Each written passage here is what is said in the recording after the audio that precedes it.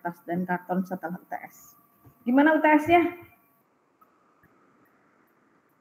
Gimana? Belum saya koreksi UTS-nya. Ada masalah nggak dalam mengerjakan soal UTS-nya? Halo? Ada kendala? Paling kendala jaringan doang sih Bu yang banyak. Nah itu. Kayaknya itu. Benar. Nah itu yang harus diantisipasi ya. Kalau ujian online seperti itu, makanya saya minta tolong diperhatikan baik-baik jaringan dan kuota gitu. Karena sistemnya kan terpusat di e-learning ya, yang namanya sistem itu kan dia nggak mau tahu mau ada kendala apapun ya, kalau lewat dari jam yang ditentukan ya sudah gitu, tidak bisa submit. Dampaknya ya kalau nggak ada lembar jawaban yang tidak tersubmit kan tidak bisa dinilai. Nah itu memang sistem ya, nah, itu yang harus kendalanya memang kalau ujian online seperti itu. Ya memang dari jauh-jauh hari harus diantisipasi. Contohnya kalau jaringan, ya sudah tahu jaringan di rumah kurang baik, ya pergilah ke tempat yang memang jaringannya yang memadai lah untuk ujian. Kalau kuotanya nggak ada, ya jangan tunggu sampai habis dulu baru beli paket lah gitu. Semuanya ya harus diantisipasi. Kayak pelajaran lah buat kita semua lah, sehingga nanti kalau ada ujian lagi nggak terulang lagi. Oke, saya lanjutin materi kita mengenai sifat kertas. Sebentar.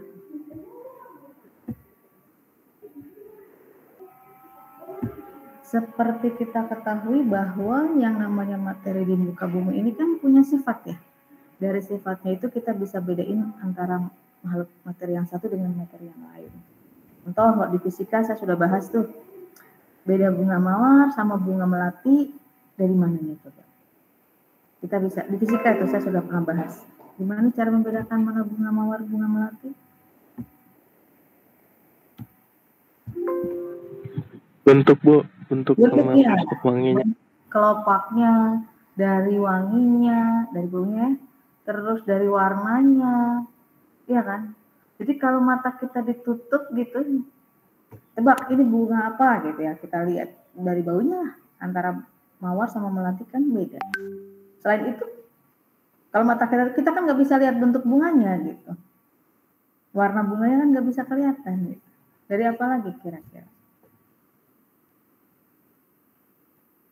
Membedakan mana mawar dan melati? Aroma bunganya Bung. Aromanya, baunya pasti beda. Bentuknya, kalau kecil kan bisa kelihatan, bisa tangkainya, kalau ada durinya itu pasti mawar. Nah itu kan karakteristik, sifat, baunya, warnanya, bentuknya, wujudnya, itu kan sifat ya. Sifat apa? Sifat fisika. Kalau warnanya ya sifat optis, melati warnanya putih, mawar warnanya warna-warni, nah, macam nggak cuma putih, nggak cuma merah, tapi macam-macam. Dari situ kita bisa membedakan. Kenapa? Karena sifat fisikanya, ada sifat optisnya, warna dan lain sebagainya. Nah kertas juga begitu. Contohnya gini, kalau mata kita ditutup gitu ya, diminta mengidentifikasi ini kertas apa gitu. Ada dua kertas, beratnya sama-sama 100 GSM. Ada HVS, ada art paper. Kalau mata kita ditutup ngebedainnya gimana?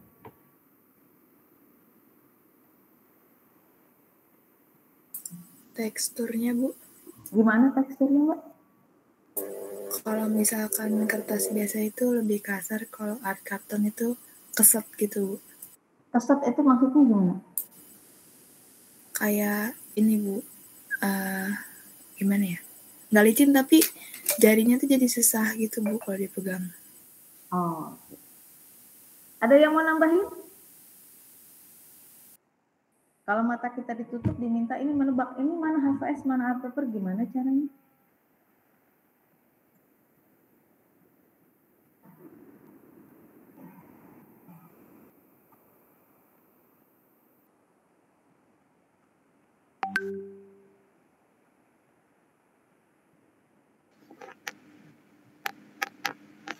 Ditekuk Bu. Ditekuk gimana? Kalau HVS lebih mudah ditekuk. HVS lebih mudah ditekuk. art paper lebih susah, lebih kaku. Oke. Terus selain itu?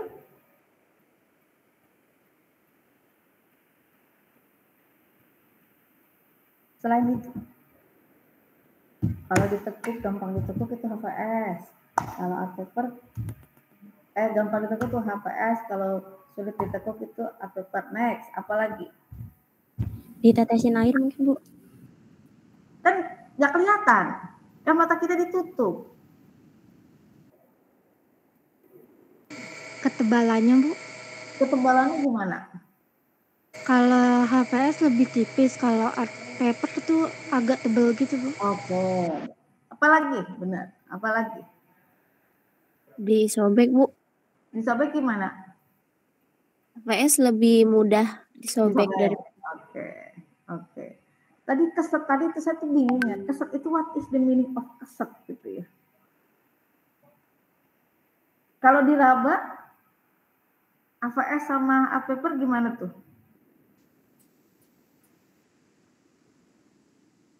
Kalau HVS kan lebih kasar. Kalau art paper Licin. Lebih halus. lebih halus, lebih licin. Kalau keset itu saya kurang paham ya. What is the meaning of keset? Licin sebenarnya ya. Ya kan? Dari situ kita bisa lihat, oh yang satu tipis, yang satu tebal. Oh kalau yang lebih tebal itu art paper. Oh kalau disobek gampang banget, yaitu HVS.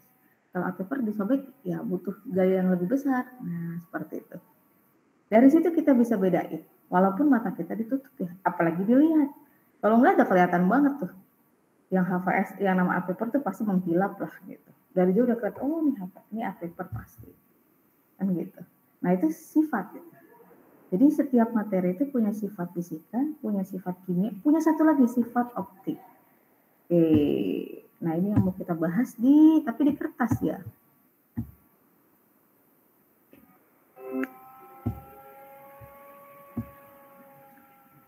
Oke, jadi ada 3 sifat kertas. Yang pertama sifat fisika, sifat kimia, sama sifat optik.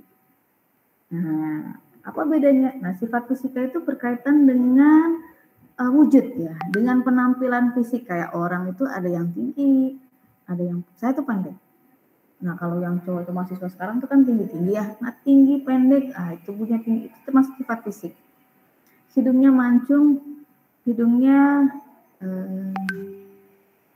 ya mancung dikit lah. Atau rambutnya ikal, rambutnya lurus, rambutnya keriting. Nah, itu fisik ya. Matanya sipit, matanya bulat, nah itu fisik. Oke. Satu lagi sifat fisik itu berkaitan dengan kekuatan. Gitu. Contohnya dia kuat, dia mampu mengangkat beban 20 kg. Oh dia cuma mampu misalnya 2 kg. Nah mampu, itu termasuk fisik. Dia kuat, dia lemah, itu fisik gitu. Termasuk di kertas. Kertas itu punya kekuatan. Mudah sobek, susah disobek, gampang putus, atau misalnya mudah dilipat, susah dilipat. Kayak tadi HVS sama art paper.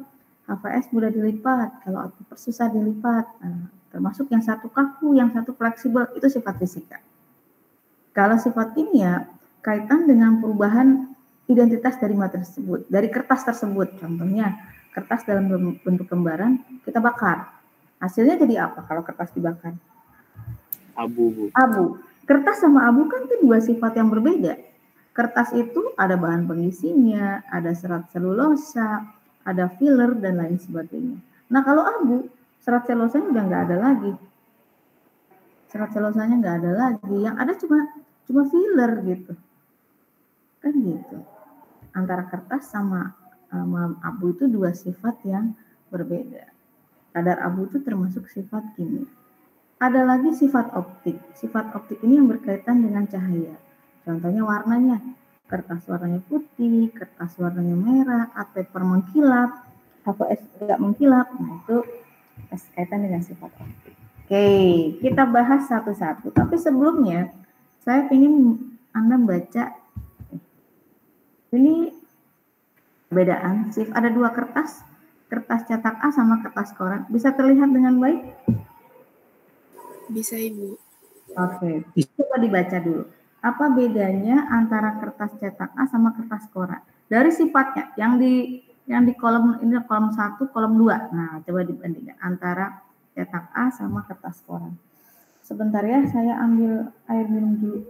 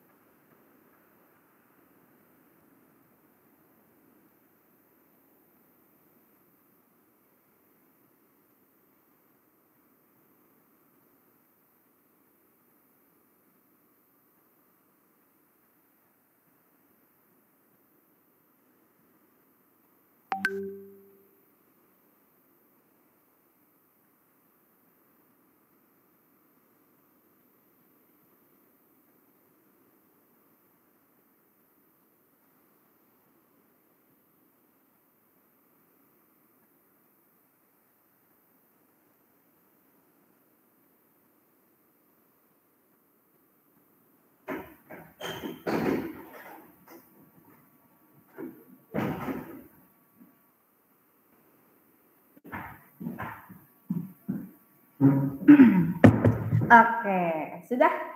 Apa bedanya yang di kiri kertas cetak A sama kertas koran?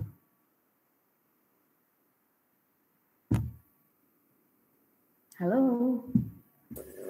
Kita bahas dulu ya. Yang nomor 1, komposisi lembaran mekanis yang kiri sama yang kanan ada nggak?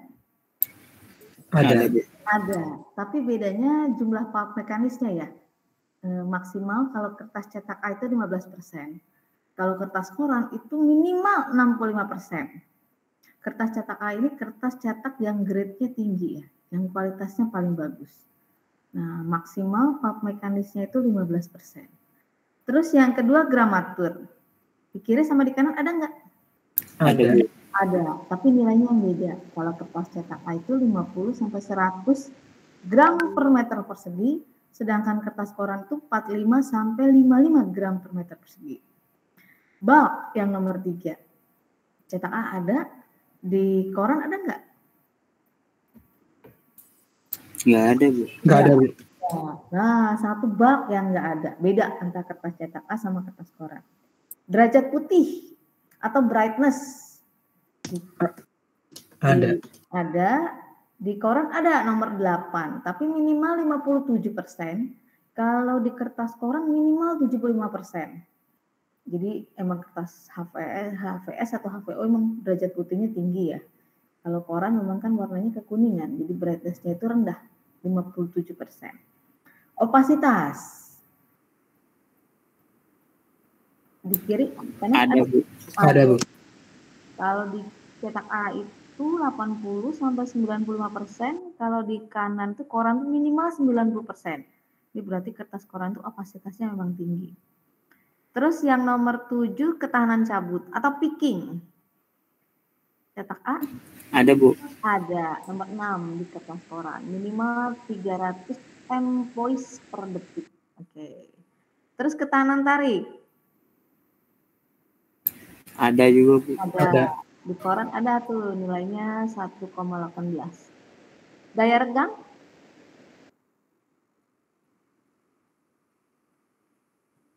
Nggak ada, Bu. Nggak ada. Kekasaran? Nggak ada. Nggak ada. Adanya di cetak A doang. Kadar air? Nggak ada, Bu. Nggak ada. Berarti spesifikasi sifat kertas cetak A sama kertas koran beda. Apalagi buat kemasan. Pasti beda lah. Kalau di kertas cetak penampilannya itu penting. Contohnya kekasaran, daya serap air, brightness, penetrasinya, daya serap minyak, itu penting banget untuk kita. Tapi untuk kemasan, nggak penting tuh sifat fisik sama dia. Yang penting dia kuat aja. Nah, berarti sifat yang dibutuhin untuk tiap-tiap kertas itu beda-beda. Nah, kita bahas dulu sifat fisik kertas. Yang pertama.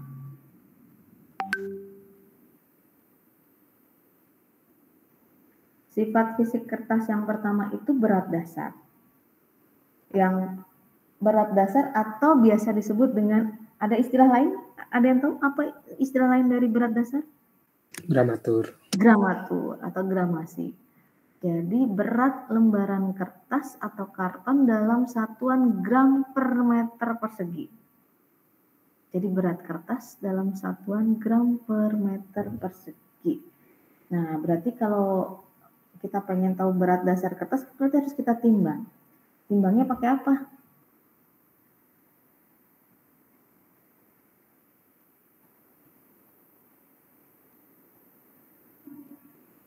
Pakai apa kalau nimbang?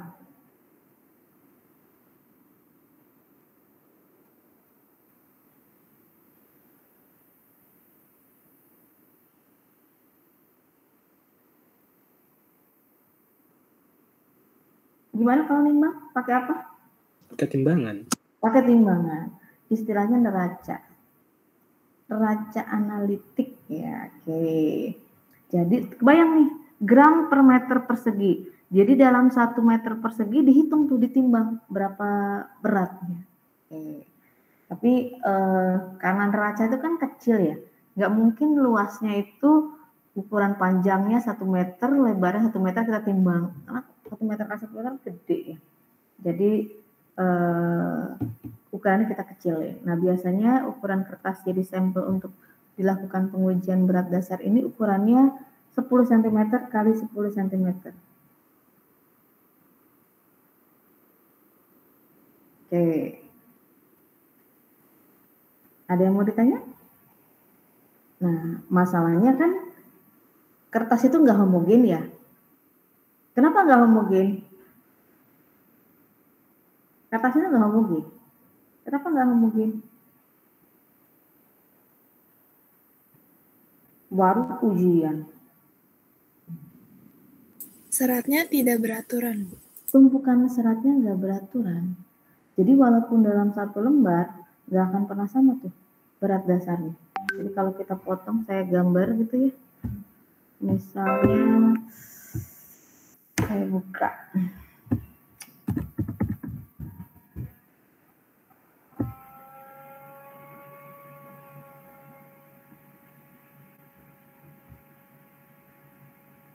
Ini jaringannya, ampun.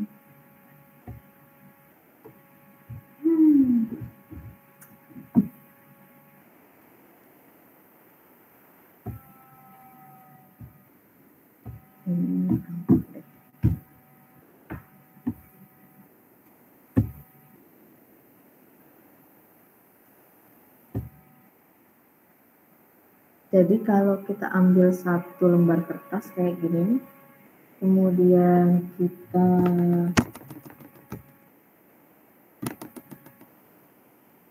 potong. Sudah terlihat? Belum, Ibu. Belum kelihatan, Bu. Oh, belum. Oke. Ini kertas nih, misalnya satu lembar plano, kita mau timbang. Tadi saya bilang, nggak mungkin ukuran misalnya kertasnya 1 meter, 1 meter ini kita masukin ke dalam neraca analitik. Karena nggak muat gitu. Makanya harus kita ambil sampel ukuran 10 cm kali 10 cm. Potong ini lembar pertama, ini lembar kedua, ini lembar ketiga, minimal 10 kali pengujian. Jadi 10 lembar kertas sampel sampai uji yang ukurannya 10 cm kali 10 cm. Nah, baru ditimbang. Ini hasil penimbangan kertas pertama, kertas kedua, kertas ketiga, ini nggak akan pernah sama. Nggak akan pernah sama. Kenapa nggak pernah sama beratnya? Walaupun berasal dari satu lembar kertas yang sama. Kenapa nggak mungkin beratnya sama? Karena tiap kertasnya itu memiliki sel beda-beda ukuran sama panjang. Benar, karena tumpukan seratnya nggak sama, gitu. Ya, ada yang mau ditanya?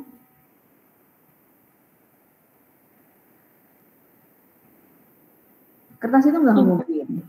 Jadi hal ini mengakibatkan berat kertas itu tidak akan pernah sama. Ibu izin tanya, Ibu. Kenapa? Kan kalau untuk kertas ini tuh ada berbagai kan. Kayak yang Ibu nah, itu rata-ratanya nggak budi. Kalau beratnya berapa? Kenapa cuma rata-rata? Suaranya putus-putus, Mbak. Kalau tadi ini kita hitung, kan ada beratnya, bukan kalau itu berat dari kertas yang disampel. Gimana? Putus-putus, Mbak. Maaf, Mbak.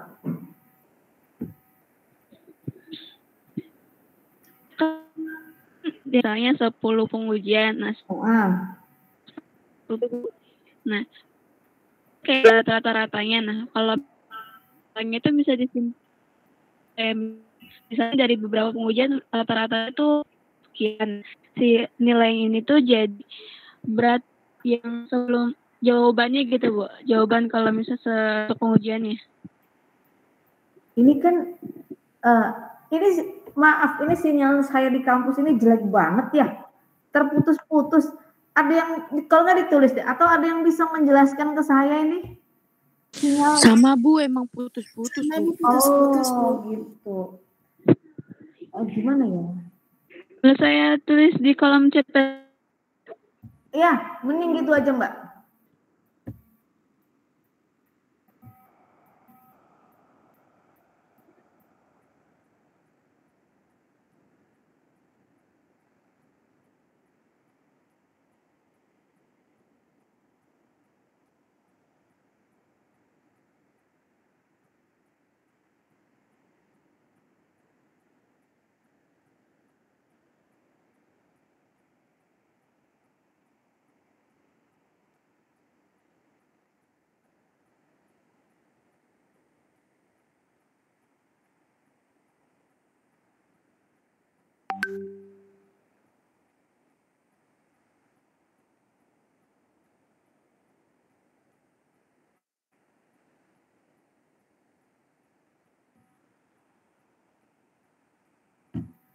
Putus.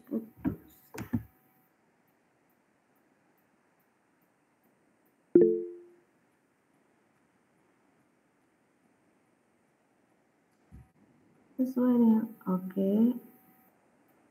Oh iya, harus Mbak. Dicari rata-ratanya, terus habis itu dicari persen variasinya. Nah, persen variasi. Jadi gini, pastikan datanya nggak sama. Misalnya hasil pengujiannya kertasnya itu 69,97. Satunya lagi, atau saya tulis di sini aja deh.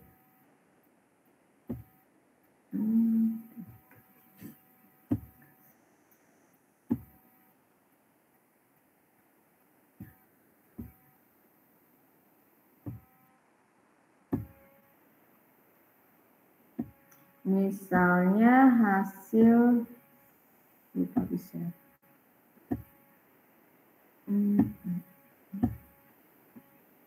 Pertanyaannya bagus. Nah, misalnya hasil penimbangan kertas pertama, tadi kan 10 ya. Jadi hasilnya 69,78. Hasil penimbangan kedua 69,59 misalnya. Yang ketiga 68,74. Sampai nanti ini 10 nih, 5, 6, 7, 9, 10. Nah, ketemu rata-ratanya. Misalnya hasil rata-rata 69,72 misalnya, gram per meter persegi. Hasil pengolahan data ya dari 10 lembar kertas hasil pengujian ini diperoleh misalnya rata-rata 69,72 gram per meter persegi. Kemudian harus ada diketahui batas toleransi ketidakhomogenan. Dia nggak homogen. Nih contohnya data hasil pertama 69,78, kertas kedua 69,59, ketiga 68,74. Ada yang 70,11. Ini nggak akan pernah sama. Tapi harus ada batas toleransi untuk menyatakan ketidakhomogenannya. Pasti nggak homogen. Nah ini harus dicari nih. Namanya persen variasi. Variasi dari data-data hasil pengujian. Nanti deh, kapan-kapan. Baru di mata kuliah pengujian material, ya, pengujian material nanti semester 3 ada kamu dapat. Ini hasil pengolahan data, ini pakai Excel bisa, pakai statistik itu loh, pengolahan data statistik juga bisa, langsung dapat angka. Ini 4%. Jadi perbedaan data hasil pengujian ini semua 69, 69,9, 68,74, ada 70,11, barangkali ada 71, sekian, itu batas toleransi ketidakhomogenannya 4%. Kurang dari 4%. Berarti masih memenuhi standar lah ketidakhomogenannya. Tapi kalau persen variasi dari hasil pengujian itu lebih dari 4%, kertas sama sekali nggak homogen. Gitu ya Mbak. Jadi selain rata-rata juga harus dicari persen variasinya. Nanti kalau ada waktu lah saya kasih tahu lah gimana caranya. Cara datanya. Oke, ada lagi yang mau ditanyakan?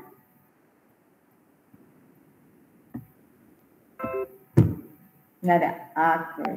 Jadi nggak akan pernah sama itu berat kertas walaupun dalam satu lembar kertas yang sama. Terus yang kedua itu ketebalan.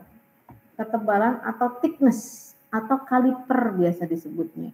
Satuannya mikrometer. Kertas itu punya dua sisi. Sisi apa aja? Velvet dan wireset. Velvet sama wireset. Jarak antara dua sisi kertas itu kita sebut dengan ketebalan. Ada dua permukaan kan, velvet sama wireset. Nah, kita ukur tuh berapa jarak antara sisi velvet sama sisi wire. Nah, kita sebut dengan ketebalan atau thickness. Ngukurnya pakai apa tuh? Nggak mungkin pakai penggaris, apalagi pakai meteran. Tipis kan? Pakai apa? Mikrometer. Pakai mikrometer. Oke, itu ketebalan. Nah, ketebalan ini dipengaruhi pada saat proses pembuatan kertas. Jadi kita pengen bikin kertas art paper yang tebal, kita pengen bikin HVS yang tipis, ya kita atur di proses pembuatan kertasnya. Oke. Terus yang ketiga, kehalusan atau kekasaran permukaan kertas. Jadi kertas itu ada yang halus seperti art paper, ada yang kasar seperti HVS atau koran. Ada coated sama uncoated. Apa itu kehalusan atau kekasaran? Sifat permukaan kertas yang ditetapkan dengan cara menggunakan derajat bebas permukaan dari ketidakrataan. Ini satuannya sentimeter kubik per meter persegi. Jadi kita pengen tahu kertasnya rata atau tidak. Nah, derajat bebas permukaan dari ketidakrataan. Kalau rata ya halus, kalau nggak rata ya kasar lah. Gitu. Nah, ini dipengaruhi oleh apa nih? Tingkat kehalusan dan atau kekasaran kertas, apa yang pengaruh? Yang mempengaruhi nilai kehalusan atau kekasaran kertas? Contoh tadi antara HVS sama art paper. Apa yang membedakan kedua kertas tadi itu? Di coated bukan, Bu? Benar, salah satunya coating. Coating itu akan menghasilkan sifat kertas yang lebih halus dibandingkan dengan kertas yang dari coating. Apalagi coated itu berarti proses pengerjaannya, proses pembuatan kertasnya. Apalagi selain itu? Dari proses pembuatan kertas, apalagi yang berpengaruh terhadap halus atau kasar permukaan kertas?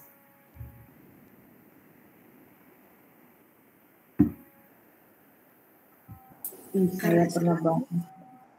Apa Mbak? Maaf Mbak? Arah serat. Arah serat itu kaitan sama kekuatan sebenarnya. Mudah dilipat, mudah disobek, itu pengaruhnya antara arah serat MD sama CD itu pasti beda. Apalagi kira-kira? Ada tuh di proses pengerjaan, ada salah satu tahap, kan proses pembuatan kertas ada berapa tahap? 3.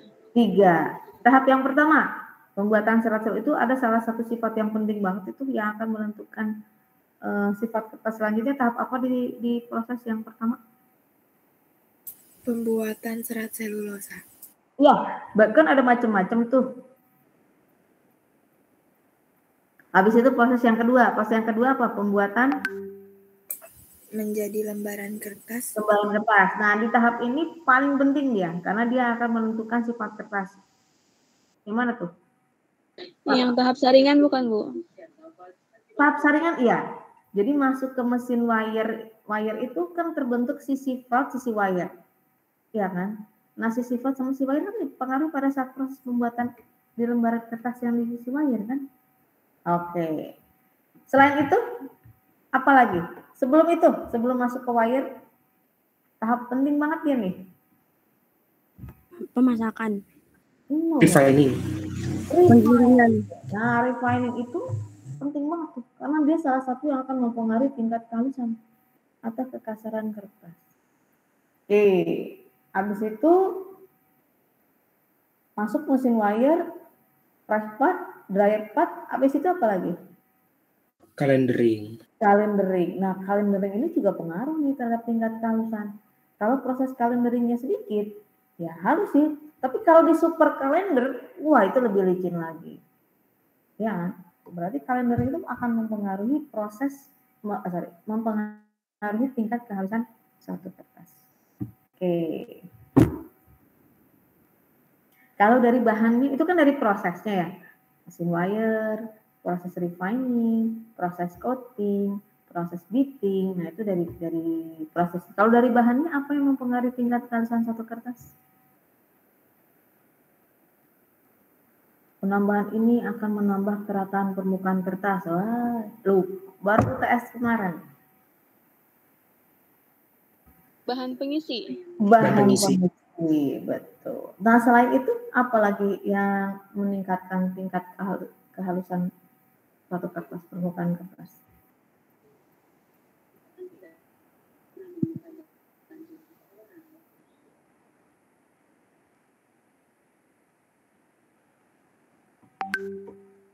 Apa yuk? Selain bahan pengisi, ditambahin bahan ini akan menambah kerataan, menambah tingkat kehalusan suatu kertas.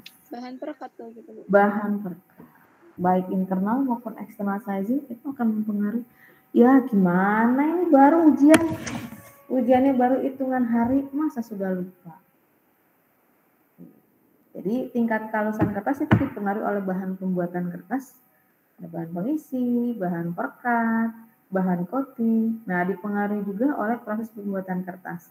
Contohnya tadi proses refining, beating, proses masuk ke dalam wire part, masuk ke dalam super calendering ya, terus masuk ke dalam mesin coating. Nah, itu juga yang akan mempengaruhi sifat kehalusan atau kerataan permukaan kertas.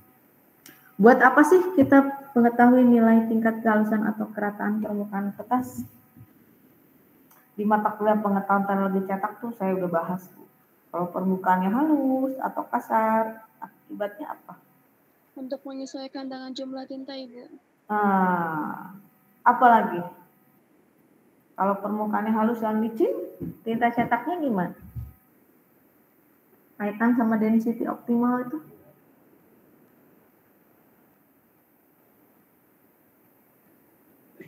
Kalau misalnya kertas yang kasar itu memerlukan lapisan tinta yang tebal. Oke. Kalau kertasnya halus? Sedangkan densitas warnanya yang dicapai itu harus lebih rendah. Kalau misalnya kertasnya halus itu memerlukan lapisan tinta yang tipis agar memperoleh kerataan cetak yang optimum, tapi dengan densitas warna yang tinggi. Nah, itu dia. Pengaruh kamu tuh cetak. Pengaruh ke banyaknya tinta yang ditransfer supaya mendapatkan tinta dengan density yang optimum.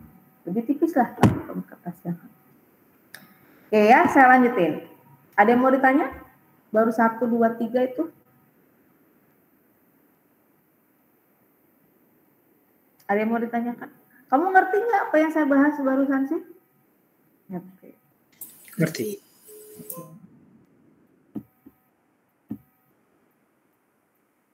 Oke, yang nomor 4 keporian atau porositas kita bilangnya.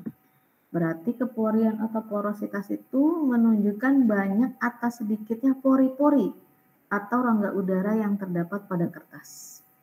Ini pakai metode uji namanya Benson, satuannya detik. Jadi untuk menunjukkan banyak atau sedikitnya rongga udara yang terdapat pada kertas. Ini juga dipengaruhi pada saat proses pembuatan kertas. Contohnya tadi ada proses refining ya, yang akan menentukan banyak sedikitnya rongga udara. Terus proses coating, nah ini juga akan sangat menentukan banyak sedikitnya rongga udara yang terdapat pada kertas. Selain dari proses pembuatan kertas, kalau dari bahan bakunya apa yang mempengaruhi porositas? Banyak sedikitnya pori-pori. Apa kira-kira dari bahan yang digunakan dalam pembuatan kertas?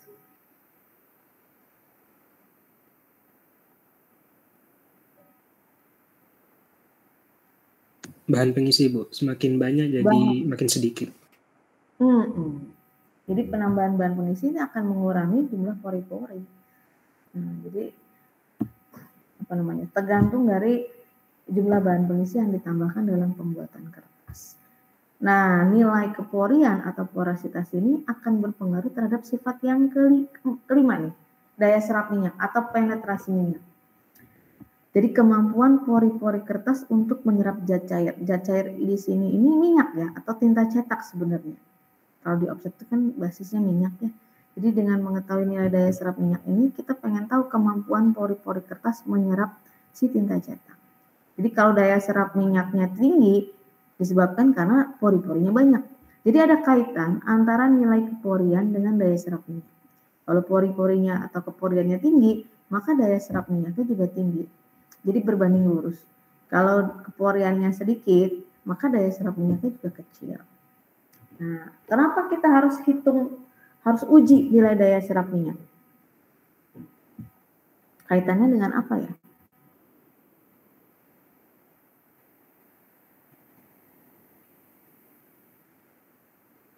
Kaitannya dengan apa ya?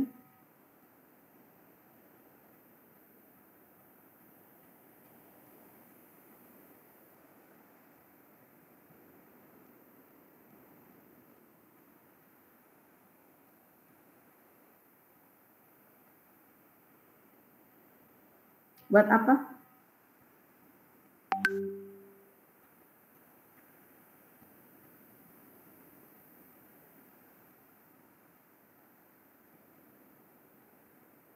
Berkaitan sama tinta, Bu. Gimana maksudnya? Benar, berkaitan dengan, tapi di part yang di bagian mana tuh kaitan dengan si tinta? Bahan pewarna bukan, Bu? Kalau dengan bahan pewarna enggak sih ya. Kaitan kalau bahan pewarna itu dengan nanti di sifat optik ya. Kertas warnanya merah, kertas warnanya kuning, ya. Kertas warnanya biru karena tambahan bahan pewarna. Kalau daya serap minyak ini kan kemampuan kertas menyerap minyak, menyerap si tinta cetak. Nanti kenapa harus diuji si kertas? Nah itu buat apa sebenarnya?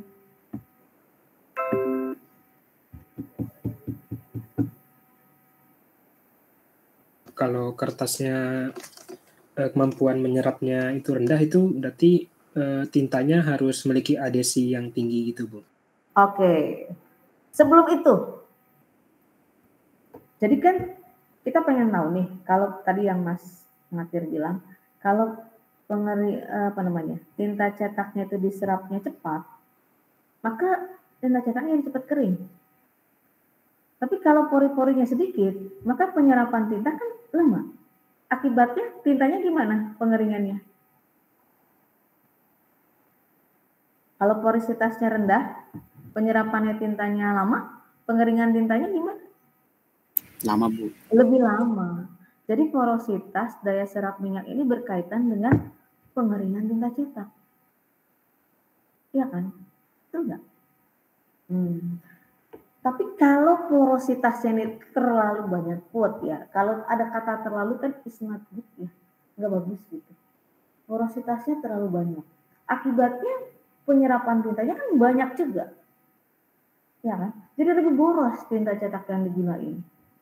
Udah terlalu banyak, kemungkinan malah tintanya jadi lambat pengeringannya. Karena terlalu banyak diserap. Jadi bukannya cepat. Kalau ada kata terlalu ya terlalu itu nggak bagus kan. Kalau udah terlalu konotasinya mah kurang elok. Terlalu banyak. Malah akibatnya tintanya lebih banyak diserap. Kemungkinan malah keringnya juga lebih lama. Udah gitu yang sering terjadi print through. Apa tuh print through? Saya pernah bahas tuh print through itu apa. Apa itu print through? Tembus cetak. Tembus cetak. Gimana tuh maksudnya tembus cetak?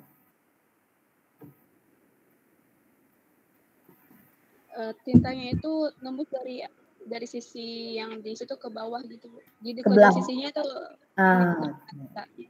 contohnya kalau kita tulis itu pakai spidol, ya kan? Kita pakai spidol whiteboard di atas permukaan kertas itu kan tembus ke bagian belakang. Nah, sama kalau kita nyetak, kalau porositasnya terlalu banyak, itu pori-pori terlalu banyak, tintanya dicetak di felt itu kemungkinan dia akan tembus ke bagian belakang. Terjadi yang namanya tembus cetak atau print through. Bisa juga karena porositasnya terlalu banyak, daya serap minyaknya terlalu banyak, terjadi yang namanya ink choking. Saya pernah bahas tuh ink choking. Apa tuh ink choking?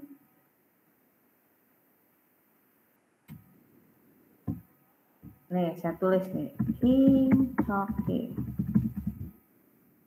Apa tuh infaknya? Tinta tidak menempel dengan kuat. Nah, benar.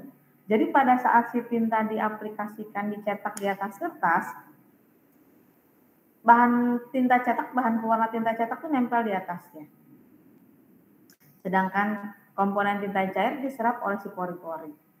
Nah, tapi karena porositasnya terlalu tinggi, maka terjadi pemisahan antara bagian bahan pewarna dengan bagian cair dari si tinta cetak terlalu cepat. Sehingga nempelnya si bahan pewarna itu nggak settle ya, nggak kuat di atas permukaan si kertasnya. Tadi maksudnya Mbak Reswandi itu mungkin tadi itu. Jadi namanya inkop. Jadi bahan pewarna itu mudah hilang, nggak nempel dengan baik di atas permukaan. Itu kalau porositasnya terlalu, ya, daya serap minyaknya terlalu banyak juga. Gitu ya? Ada yang mau ditanyakan? Tidak ada. Saya lanjutkan. Nah, kalau yang ke berapa? Ke-6, daya serap air. Ini beda ya antara daya serap minyak sama daya serap air. Daya serap air ini kemampuan kertas atau karton dalam menyerap air. Nah, satuannya ini gram per meter persegi. Jadi kita pengen tahu kemampuan kertas itu untuk menyerap air. Jadi nggak pakai minyak, tapi pakai air yang kita gunakan untuk menguji. Alat namanya cup tester. Jadi alatnya kita sebut dengan cup tester. Alat itu seperti ini. Sebentar, saya buka dulu. Kita cari cup tester.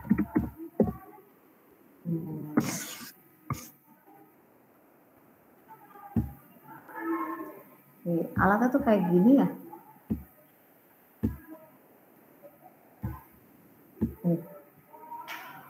Alatnya tuh kayak gini. Ini aja nih, ada sampel. Nah, ini kertas yang mau diuji nih. Ditaruh di, ini alat cup tester. Alat ini terdiri dari ring. Ini ring dari baja yang dilapis ya, sehingga tidak mudah berkarat. Kemudian ada penjepitnya. Ini ring ini bisa dicopot gitu. Kertas yang mau diuji nih, yang mau diketahui nilai daya serap airnya dipotong nih ukurannya 12,5 cm kali 12,5 cm. Jadi ditaruh di bawah nih, di bawah alat cup testernya, baru ditaruh ringnya nih. Kemudian dikunci. Nah, ring ini akan diisi oleh air. Nah, tinggi airnya itu 1 cm dimasukin ke alat cup tester ini. Nah, tadi kan banyaknya air yang diserap dalam jangka waktu tertentu. Untuk pengujian ini itu lamanya 1 menit. Jadi nggak usah lama-lama, 1 menit doang gitu. Jadi pada saat air dimasukin, stopwatch-nya dinyalain. Habis itu habis 1 menit 60 detik airnya dituang. Kemudian kertas yang sudah dibasah ini digiling. Nah, alat gilingnya tuh kayak gini nih. Nah, ini dia nih. Ini digiling, ini kertas yang basah tadi digiling. Kemudian setelah digiling baru ditimbang. Nah, nilai daya serap air itu hasil penimbangan berat kertas basah dikurangi berat kertas sebelum dibasahi. Nah, berat kertas keringnya alat kayak gini nih. Kalau di lab pengujian bahan itu kayak main-mainan gitu. Ini alat untuk menguji daya serap air. Pakai alat namanya cup tester. Nah, itu kayak gini nih. Ada gilingannya. Kayak gini. Ini untuk kertas atau karton. Jadi menunjukkan kemampuan kertas dalam menyerap air. Buat apa sih kita ketahui nilai daya serap air?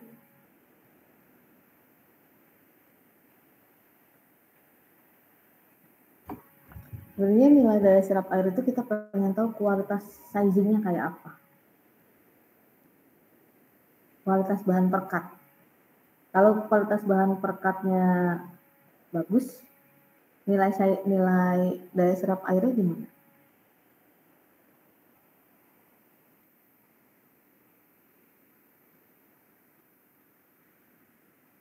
Kalau bahan perekatnya bagus, kira-kira nilai daya serap airnya tinggi atau rendah?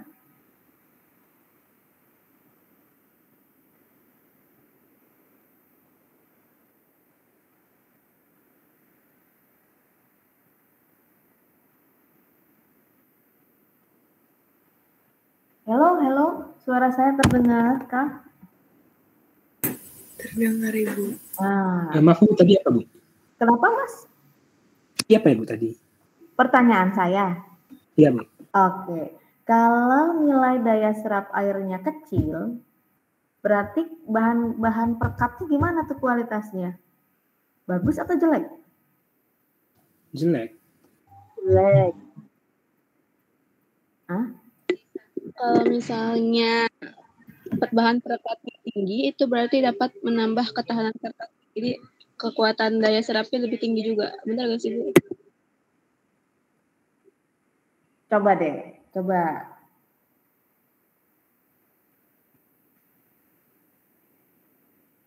Gimana kira-kira? Kalau dikasih bahan perekat yang bagus, kira-kira kemampuan kertas menyerap air makin tinggi atau makin kecil juga tuh? Makin kecil. Nah, yang benar yang mana? Makin kecil, makin besar?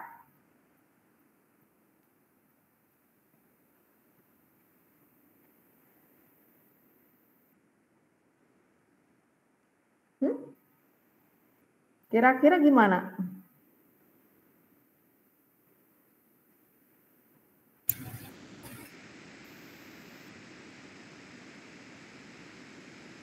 Kalau daya serap airnya tinggi, berarti kualitas sizingnya, penyerapan airnya tinggi. Tadi Mbak Reswani udah bilang tuh. Gimana tadi Mbak?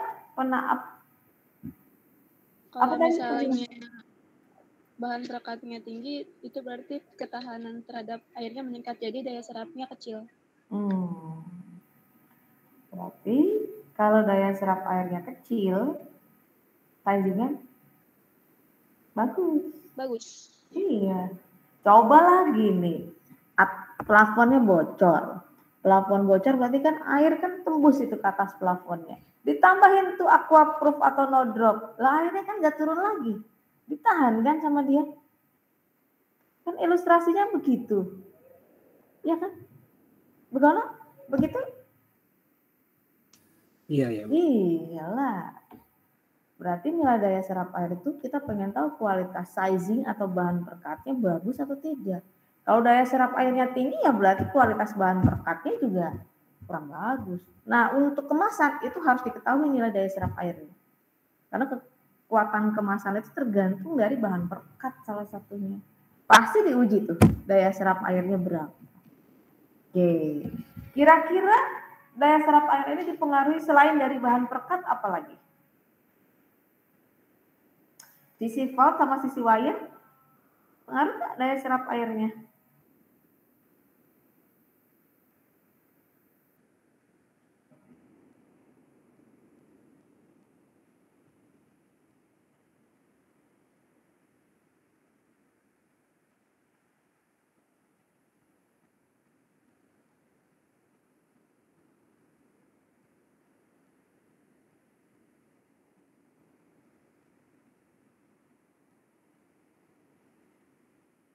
Pengaruh juga Bu. Pengaruh. Mana yang lebih besar daya serap airnya? Valve atau wire? Wire Bu.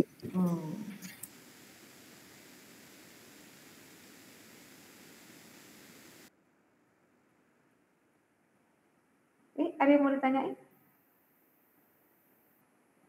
Satu lagi, kalau di coating sama kertas uncoated, mana yang daya serap airnya tinggi? Yang uncoated. Yang uncoated.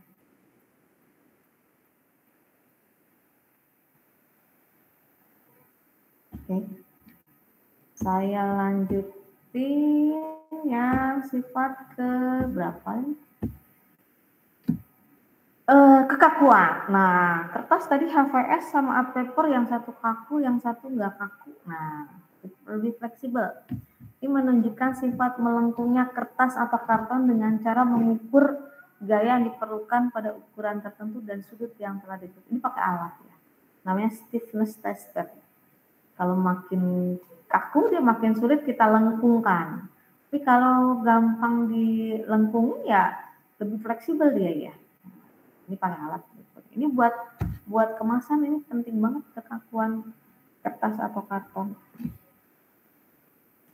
Oke, ini satuannya millinewton. Terus ada lagi ketahanan lipat, folding endurance.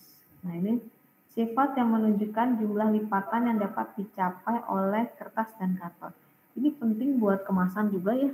Kemasan itu harus memiliki ketahanan lipat yang tinggi. Selain kemasan juga untuk kertas uang ya. Kertas uang itu juga harus memiliki ketahanan lipat yang tinggi. Jadi kalau uang itu kan dilipat-lipat tuh. Kalau ketahanan lipatnya kecil rendah ya cepat putus dia. Cepat rusak, cepat anjir. Nah makanya kertas uang itu harus memiliki ketahanan lipat yang tinggi. Termasuk kemasan ya harus memiliki ketahanan lipat yang tinggi juga. Selanjutnya ketahanan retak. Nah kalau udah ketahanan ini berarti kaitan dengan kekuatan. Nah ini buat kemasan biasanya. Kalau udah ketahanan, kekuatan, nah ini pasti udah berkaitan dengan kemasan. Kalau ketahanan retak itu kita sebut namanya bursting, bursting strength. Sifat kertas atau karton yang menunjukkan banyaknya gaya yang diperlukan untuk meretakkan selembar kertas atau karton. Satuannya kilopascal. Buat apa kita ketahui nilai bursting? Contohnya gini. Kemasan karton gelombang lah, kardus gitu. Hasil pengujian menunjukkan ketahanannya hanya bisa menampung beban 1 kg. Nilai pengujiannya. Nah, nggak bisa tuh dipaksa untuk menerima beban sebagai kemasan primer, misalnya 1,5 kg, nggak bisa. Dia akan jebol, tidak bisa menahan produk di dalamnya. Kalau dia ketahanan retaknya cuma bisa menampung 1 kg, jangan 1 kg beban di dalamnya, kurang dari 1 kg. Nah, ini ketahanan retak atau kuat jebol kita bilangnya. Kalau dan saya bilang kuat jebol. Nah, ini perlu nih untuk kemasan. Ini banyak faktor nih dari penggunaan jenis kertasnya, lemnya atau bahan perekatnya dan lain sebagainya. Ini untuk kemasan. Kemudian ada ketahanan tarik. Ketahanan tarik atau kita sebut dengan tensile strength. Jadi besarnya atau ketahanan lembaran kertas atau karton terhadap gaya tarik yang bekerja pada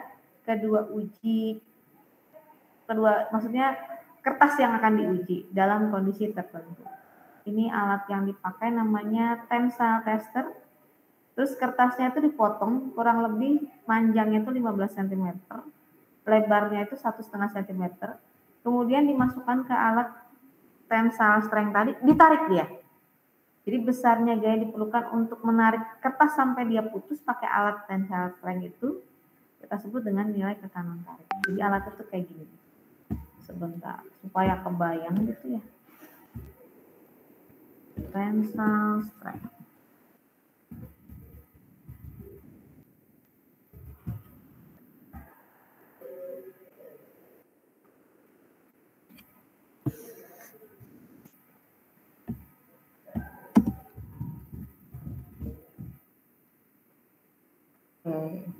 Alatnya tuh kayak gini.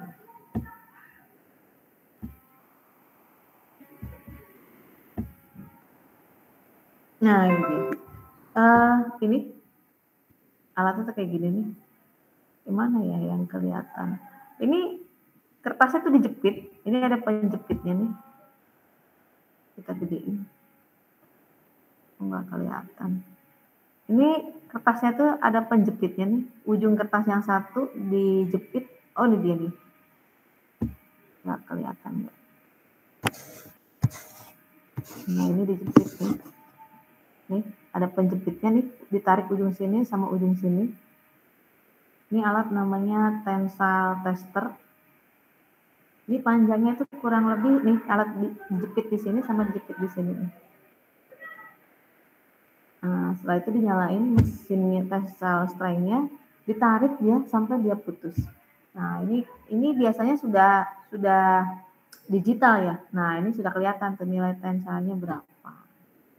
Jadi berapa gaya yang diperlukan untuk memutuskan kertas sebenarnya. Itu dia putus. Nah, ini biasa ada connectingnya dengan komputer ya. Jadi sudah dibaca hasil pengukurannya di lembar kertas yang satu, nanti lembar kertas yang kedua, sampai minimal 10 kali pengujian lah.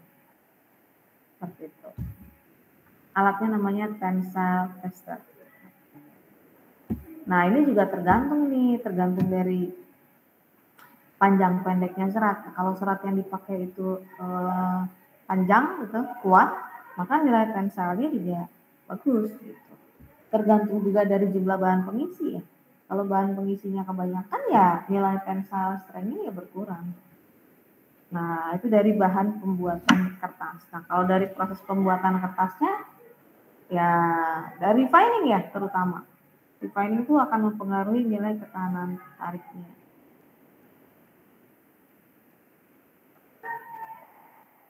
Oke. Ada yang mau ditanyakan? Sebelum saya lanjutkan.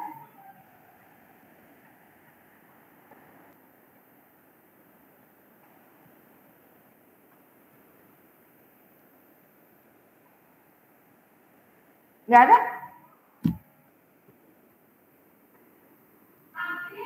Ini diem aja, ngerti atau tidak ngerti ini? Ya udah ntar aja lah. Kamu ngerti nggak apa yang saya bahas barusan ini? Ngerti, Bu. Okay. Insya Allah ngerti, Ibu. Alhamdulillah. Saya lanjutin. Terus ketahanan sobek. Nah, ini kalau tadi ditarik sampai putus, kalau ini disobek. Besarnya gaya yang diperlukan untuk menyobek kertas. Nah, ini tiring. Kalau ketahanan tarik itu tensile. Ini tiring strength. Satuannya milinewton. Jadi berapa banyak gaya yang dibutuhkan untuk menyobek kertas. Nah, ini dipengaruhi oleh bahan perekat, bahan pengisi, arah serat. Ini pengaruh banget nih terhadap nilai ketahanan sobek. Oke. Kemudian daya regang. Nah, daya regang ini atau elongasi kita sebutnya ya. Ini ada kaitannya dengan ketahanan tarik. Tadi kan ketahanan tarik itu besarnya gaya diperlukan untuk menarik kertas sampai putus. Jadi pada saat kertas itu ditarik, sebelum dia putus, dia itu akan mengalami perpanjangan, akan memuai, memanjang. Gitu. Nah, berapa banyak perpanjangan itu dari nilai, misalnya tadi panjangnya 15 cm. Nah, ditarik, sebelum dia putus, itu memulur gitu. Mulur, nah mulurnya itu nggak banyak ya, kira-kira nambah misalnya 0,01 mm, 0,01 mm. Nah, itu nilai elongasinya atau daya regangnya.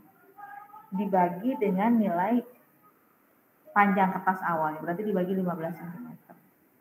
Nah, ini penting nih, terutama untuk kertas yang dicetak, kertas atau karton yang dicetak dengan menggunakan mesin web.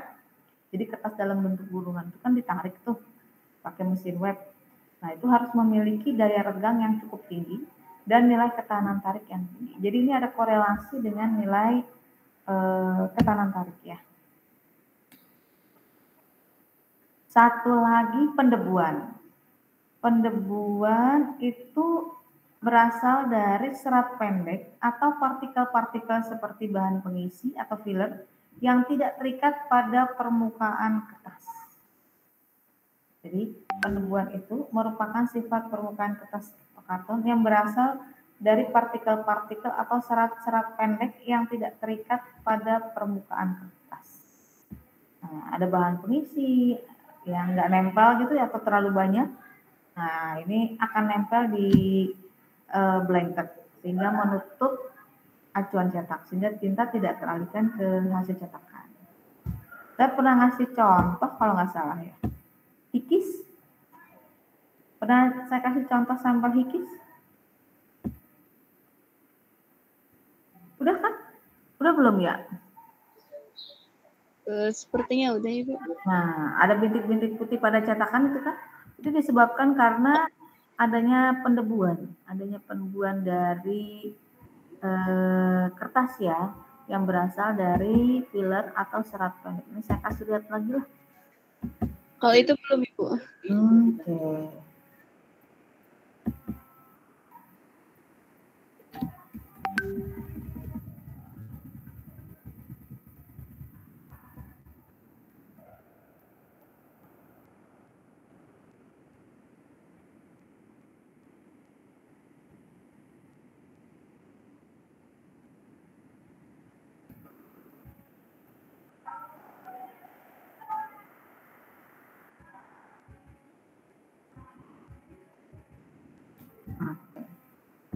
Sebentar.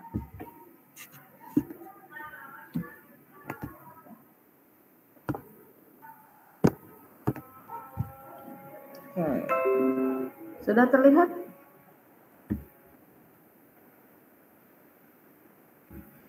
Sudah Ibu. Sudah, Bu. Apa bedanya gambar di kiri sama gambar yang idealnya tuh yang mau kita cetak tuh yang kanan sebenarnya. Kalau yang di kiri gimana? Yang kiri ada bintik-bintik putihnya gitu. Terdapat bintik-bintik putih. Bintik-bintik putih ini dari serat pendek atau dari bahan pengisi yang tidak terikat pada permukaan kertas. Jadi pada saat dicetak ada filler atau serat pendek yang nggak terikat pada permukaan kertas dengan baik sehingga nempel di blanket atau nempel di acuan cetak. Sehingga bagian image dari acuan cetak itu ketutup oleh si filler tadi. Akibatnya dia tidak mentransfer, tidak mengalihkan tinta secara penuh nih, karena udah ditutup nih oleh si bahan pengisi tadi atau serat-serat pendek. Jadi ini terbentuk bintik-bintik putih ini. Ini kita sebut dengan hiki. Hiki. Oke. Nah, ini karena pendebuan. Apa penyebabnya? Ya itu tadi, adanya bahan pengisi atau filler yang tidak terikat atau serat pendek ya, yang tidak terikat pada permukaan kertas. Bisa jadi operatornya juga kurang bersih ya. Ya kita bilang jorok lah gitu.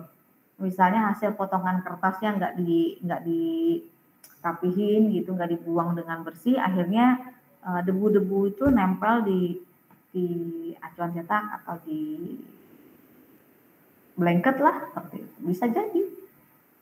Jadi selain dari kertas bisa jadi ruangan ya tempat dilakukan cetakan itu nggak bersih, ada banyak debu hasil potongan kertas, hasil debu dan nggak pernah bersihin lah gitu. Bisa? Oke. Ada yang mau ditanyakan? Nggak ada? Satu lagi saya mau bahas mengenai tekanan cabut atau picking kita bilang. Tekanan cabut itu sifat kuat atau lemahnya permukaan kertas karena pengaruh gaya tarikan di kaca. Nah ini satuannya meter poise per detik. Nah saya mau nanya nih, kemarin kan sebelum UTS kita udah bahas tuh dalam proses cetak itu ada 3 kejadian yang terjadi. Yang pertama kejadian apa tuh dalam proses cetak?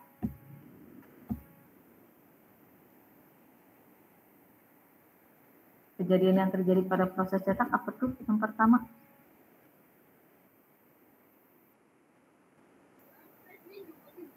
Penintaan. Apa yang terjadi penintaan apa? Pengambilan tinta oleh acuan. Oke, terjadi penintaan acuan cetak. Terus apa lagi yang kedua?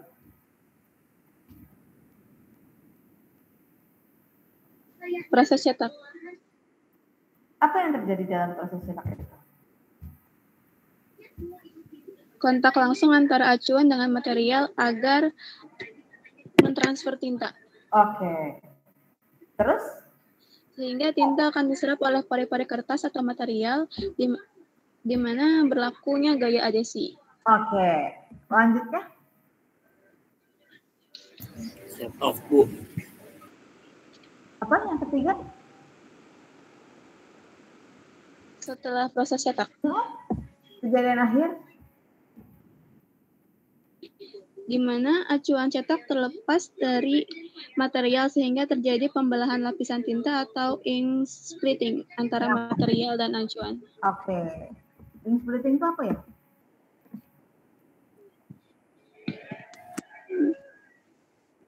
Ink splitting itu apa ya? Pembelahan lapisan tinta. Pembelahan lapisan tinta. Oke, jadi saya ingetin nih. Sebentar. Saya buka aja deh. Nah ini. Jadi mata kuliah saya itu berkaitan satu sama lain ya. Contohnya gini, ini kejadian awal terjadi penintaan acuan cetak. Kemudian terjadi proses alih tinta dari acuan cetak ke material cetak dengan adanya tekanan. Nah, kita mau bahas di sini nih, kejadian akhir. Acuan cetak, jadi setelah dialihkan tintanya melekat di atas permukaan, terjadi pembelahan lapisan tinta. Ada sebagian tinta yang nempel di kertas, ada sebagian lagi nempel di acuan cetak. Ini ink splitting di sini, pembelahan lapisan tinta. Jadi sebagian tinta melekat di material, sebagian lagi melekat di acuan cetak. Nah, kalau pada saat terjadinya pembelahan lapisan tinta ini permukaan kertas itu kuat, maka pada saat terjadi ink split itu nggak ada masalah. Kenapa? Karena permukaan kertasnya kuat. Tapi kalau pada saat terjadi ink splitting atau pembelahan lapisan tinta, kekuatan permukaan kertas itu lemah, maka ada bagian dari permukaan kertas yang ikut tercabut, nempel di acuan cetak, terbawa oleh si acuan cetak. Kayak gini loh. Selotip atau lakban, potong gitu sekitar 10 cm, ditaruh di atas permukaan kertas. Direkatkan itu lakbannya tadi di atas kertas. Kemudian lakbannya itu ditarik, dicabut dari permukaan kertas. Apa yang terjadi?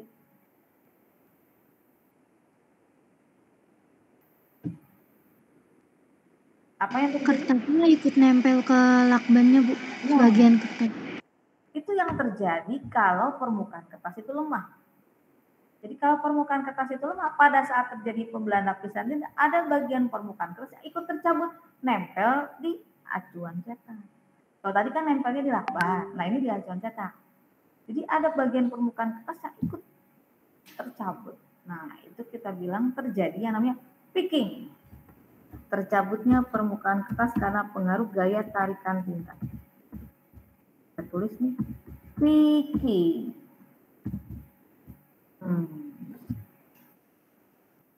Berarti picking itu dipengaruhi oleh siapa? Pertama kertas. Nah kalau kekuatan permukaan kertas itu rendah, misalnya karena sizingnya nggak bagus, ya bisa terjadi picking. Atau bisa jadi dari serat pendek yang pada kertas itu kebanyakan, bisa terjadi picking dari kertas. Selain itu dari apa lagi? Kalau dari tinta. Dari apa? Dari tinta cetak. Oke, maksudnya dari tinta cetak apa yang berpengaruh tuh?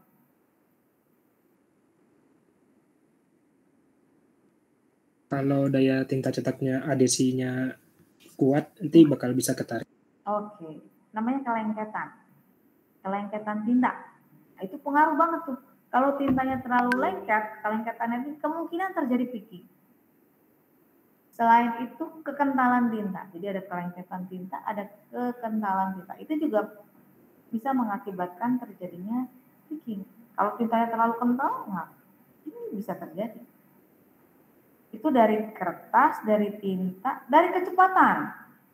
Jadi semua unsur yang dalam proses cetak itu akan pengaruh terhadap ketahanan cabut atau kertas terjadinya picking atau tidak. Tekanan cetak, kecepatan cetak, nah itu juga akan mempengaruhi kekuatan cabut. Jadi nggak cuma dipengaruhi oleh kertas saja, tapi dipengaruhi oleh semua unsur yang terlibat di dalam proses cetak. Nah kayak gini nih, ada kadar air. Nah dari kertas juga pengaruh kadar air nih. Banyaknya air yang terdapat dalam kertasnya juga akan pengaruh terhadap nilai ketahanan cabut. Nah, selain itu kelembaban ruangan. Nah, ini juga pengaruhnya terhadap kemungkinan terjadinya picking. Kalau dari tinta tadi ada kelengketan dan kekentalan. Kalau dari mesin itu kecepatan dan tekanan cetak. Selanjutnya ini kualitas bahan perekat ini juga pengaruh terhadap nilai ketahanan cabut serta penggunaan serat pendek dan filler. Nah, kalau makin banyak serat pendek atau fillernya kebanyakan, resiko terjadinya picking makin besar. Oke, ada yang mau ditanyakan? Ibu, maaf boleh nggak Bu diulangin pengertian picking Ibu? Hah? Apa Mbak? Boleh nggak Bu diulangin pengertian picking? Oke. Ini ya. Picking itu sebenarnya masalah yang terjadi ya. Masalah yang terjadi karena tercabutnya permukaan kertas karena gaya tarikan tinta. Kenapa? Karena permukaan kertasnya itu nggak kuat. Nah, jadi picking itu masalah ya. Masalah yang disebabkan karena tercabutnya permukaan kertas karena pengaruh yang gaya tarikan tinta, terjadi insulating tadi. Nah, ini faktor-faktor yang pengaruhnya nih. Kalau permukaannya kuat ya risiko terjadinya picking ya kecil. Tapi kalau permukaan kertasnya lemah ya risiko terjadinya picking besar. Tapi picking itu nggak cuma disebabkan oleh kertas saja, tapi dari faktor tinta cetak, kecepatan, tekanan cetak, kelembaban ruangan juga pengaruh terhadap terjadinya picking. Nah, picking itu kalau gini nih, saya mau kasih lihat contoh terjadinya picking tuh kayak apa. Beda ya dengan pendebuan, picking dan pendebuan itu two different problem. Nah, ini picking. Apa bedanya? Gambar di kanan ini yang idealnya, yang kiri ini terjadinya picking. Mana coba? Picking. Beda yang kanan dengan yang kiri? Ada putih-putihnya. Di mana? Di sebelah kiri. Oke, terutama di siannya ya. Nih. Ya kan? Nah, picking of the cyan. Akibat apa? Tercabutnya permukaan kertas. Mirip seperti hikis, tapi kalau hikis itu kayak bintik-bintik gitu lah. Nah, kalau ini enggak. Oke. Terjadinya picking. Tercabutnya permukaan kertas, dia nempel di blanket atau di acuan cetak. Oke. Ada yang mau ditanyakan? Oke. Sekarang saya mau ngasih lihat sebentar. Kita pengen cek dulu. Ini mata kuliah material desain sebenarnya untuk mahasiswa desain. Kamu juga harus tahu nih. Oke, bentar. Nah, ini dia. Kalau tadi kita ngomongin kertas cetak ya, sekarang kertas tulis. Coba. Komposisi jenis serat sama tadi ya, ada. Kadar air ada. Gramatur berat dasar ada. Derajat. Kalau yang termasuk sifat fisika yang tadi kita bahas yang mana aja nih?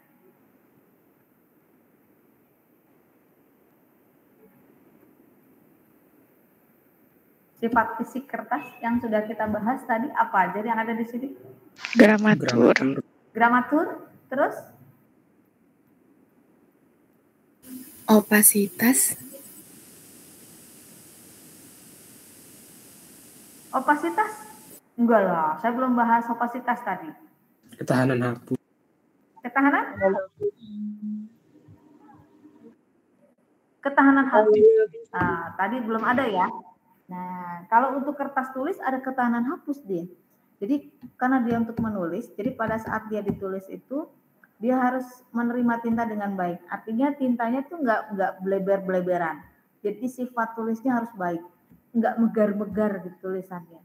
Terus kalau salah itu kan dihapus menggunakan penghapus. Kalau menggunakan penghapus itu permukaan kertasnya nggak mudah rusak akibat dihapus tadi. Jadi harus baik. Nah ini yang nggak ada di kertas cetak. Satu lagi mana yang termasuk sifat fisik?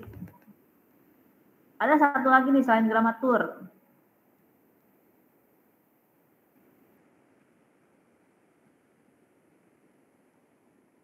Gimana coba? Kadar air, Bu. Kadar air itu sifat kimia. Tadi belum saya bahas. Ada daya serap air. Daya serap air yang mana tuh? Yang kop. Kop, betul. Nah, ini untuk kertas tulis ya. Persyaratannya gini. Nah, ini kertas cetak A tadi sudah. Ini kertas cover. Ini kertas cover tadi udah. Nah, coba kita lihat. Ini kertas kraft untuk kemasan. Coba. Yang masuk sifat fisika apa aja tadi yang sudah kita bahas? Gramatur, ketahanan tarik, indeks tarik, masuk ke apa lagi? Ketahanan sobek. Kalau daya regang? Masuk. Ini TA ini tensile energy absorbent ini juga masuk nih. Ini di alat nih. Ini masuk nih. Tensile energy ini masuk nih. TEA, TA indeks, tahanan sobek, keporian masuk nggak? Masuk. Daya serap air? Masuk. Kebayangkan untuk kertas untuk kemasan ini semuanya ini kecuali kadar air. Kadar air itu kimia. Semuanya itu sifat fisik yang dibutuhin. Beda sama kertas untuk cetak. Contohnya kayak gini aja nih. Kertas cetak itu masih ada nih derajat putih, brightness, opasitas, kekasaran. Nah, ini karena appearance ya, penampilan dari kertas itu pengaruh ke mutu cetak. Tapi kalau kertas buat kemasan yang diperlukan sifat fisiknya, kuat atau tidak nih? Gramatur, ketahanan tarik, indeks tarik, daya regang, tensile energi absorbansi, ketahanan sobek, keporian, daya serap air. Sifat yang lainnya cuma satu nih. Itu untuk kemasan. Nah, nanti kalau buat corrugated kita lihat deh. Habis minggu depan saya mau bahas mengenai sifat kimia sama sifat optik, baru saya masuk ke corrugated. Di corrugated semua itu sifat fisik semua. Nggak ada tuh sifat kayak misalnya gloss atau misalnya opasitas, warna, nggak ada. Sifat fisik yang dibutuhin. Kuat ketahanan retak, ketahanan tekan tepi, wah semuanya kekuatan lah. Karena emang kebutuhannya harus mampu melindungi produk yang dikemas gitu, untuk kemasan. Oke. Jadi sudah kita bisa membedain ya kertas cetak sama kertas untuk kemasan, perbedaan sifat yang dibutuhkan itu pasti beda. Ya? Ada lagi mau ditanyain?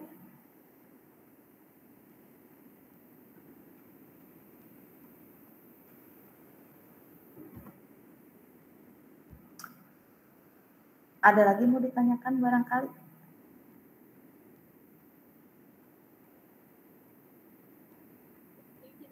Tak ada?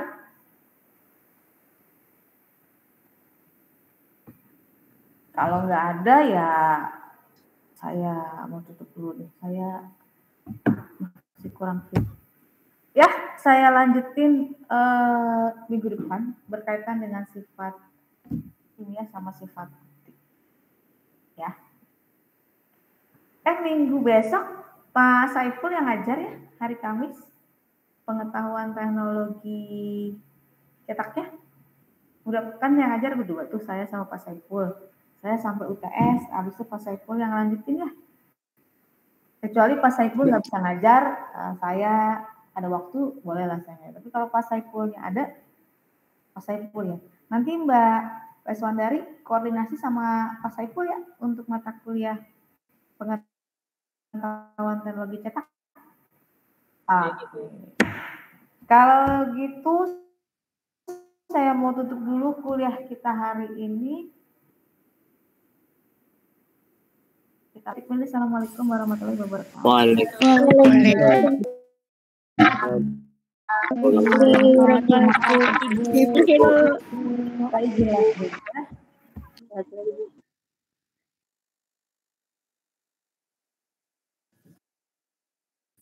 Pak Zul jadinya gimana? Katanya jam 12. Jam 11, 12, jam berapa nih? Jam 1. Habis ini jam 11 aja. Biar langsung. Habis zuhur aja, habis zuhur. Habis zuhur aja, mau tidur lagi.